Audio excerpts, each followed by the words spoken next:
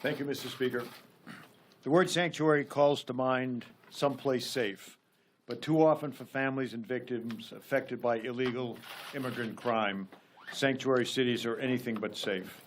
Instead, these cities are places that allow some criminals go free, undermine federal law enforcement, and make our communities less safe. When a sanctuary jurisdiction fails to honor an ICE detainer and instead releases a criminal back to the streets, it doesn't mean ICE stops looking for the bad guy. Instead, it means that ICE has to take its targeted operations out of the safe, secure, and private confines of a jail and go into neighborhoods, businesses, and other public places. That's infinitely more dangerous for the law-abiding public and for my ICE officers, and it creates unnecessary and avoidable anxiety for many in the legal immigrant community.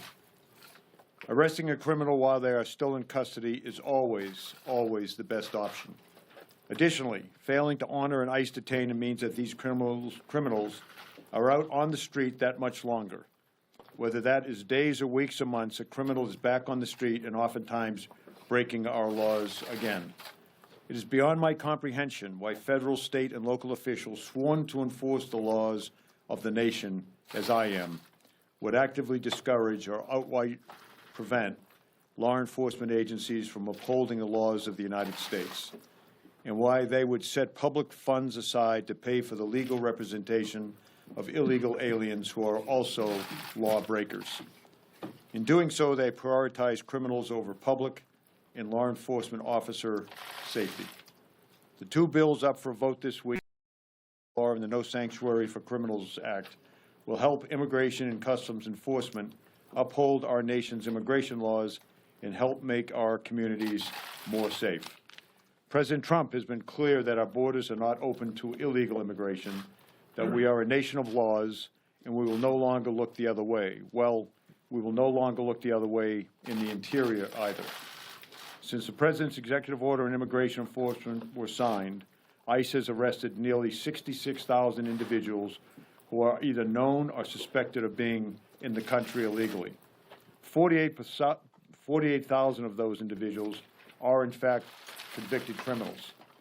Many of the rest were charged with crimes, often multiple ones, or had gang affiliations. So far in FY 2017, ICE Homeland Security Investigations has over 32,700 criminal arrests. The crimes include illegal gang activity, child exploitation, human trafficking, narcotics trafficking, financial crimes, and many, many others. I appreciate Congress's effort to address the dangers of sanctuary cities and illegal immigrant offenders.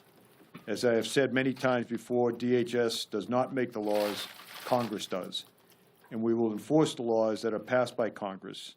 And I am offended when members of this institution exert pressure and often threaten me and my officers to ignore the laws they make and I am sworn to uphold.